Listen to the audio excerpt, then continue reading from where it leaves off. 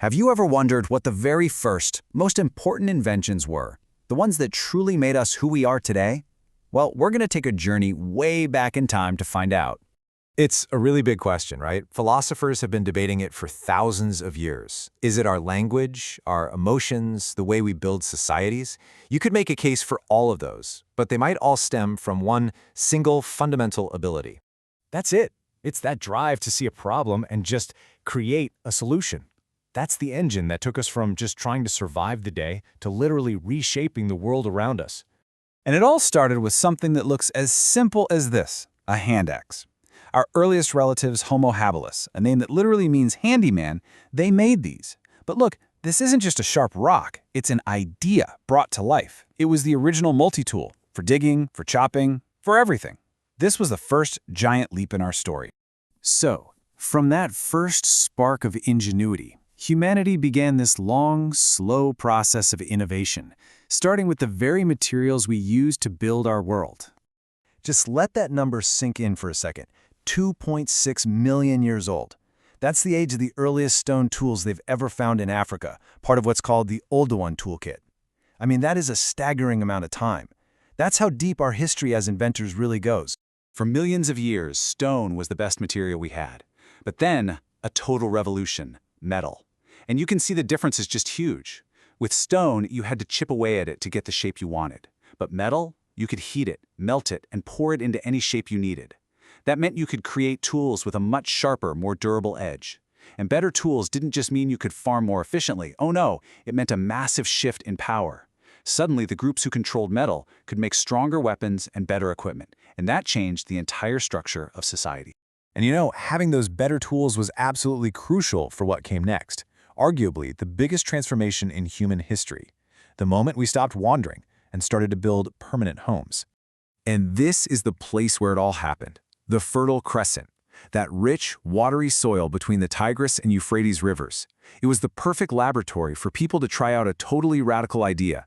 What if, instead of constantly searching for food, we just grew it ourselves? And wow, what a shift that was. Life went from this constant, uncertain search for your next meal to having a stable, reliable source of food. But this was about so much more than just eating. For the first time, this stability allowed for specialization. With extra food around, some people could become craftsmen, or soldiers, or priests. This was the birth of complex society as we know it, all built on the simple idea of planting a seed. And this whole revolution was really powered by two key inventions. First, domestication. Early farmers figured out they could pick the best plants, like this tiny primitive corn here, and just keep breeding them, generation after generation, to get bigger and better crops. And second, the plow. This simple device, pulled by animals, could turn over the soil, bring up all the nutrients, and create perfect little rows for planting. Game changer. Okay, so we've got better tools and we've got settled communities growing their own food. But to build real civilizations, you need to move things, really heavy things, and that required one of the most famous inventions of all time. Before the wheel, if you wanted to move a giant block of stone, this was basically your only option. You'd put it on a sledge and then roll it over a bunch of logs. I mean, could you imagine the backbreaking work? You'd have to constantly take the logs from the back and move them to the front. It was incredibly slow. There just had to be a better way. And here it is. You know, the real genius wasn't just the wheel itself, it was the wheel and the axle working together. That was the big breakthrough. By having the wheel spin around a fixed rod, you basically eliminate most of the friction. It's the difference between dragging something heavy and just rolling it. It literally set the world in motion. And this is what those first wheels looked like. They were just solid discs of wood. At first, they were used for things like making pottery. But then, around 3500 BCE, somebody had the brilliant idea to attach them to a cart. It was absolutely revolutionary, but I have to imagine it made for a really, really bumpy ride. So, with better tools, stable food, and now the ability to move heavy things around, humanity was finally ready to expand. Our inventions were about to blow the doors off the world. And you can really see this play out in how we traveled on land. It was almost like an arms race for speed and efficiency.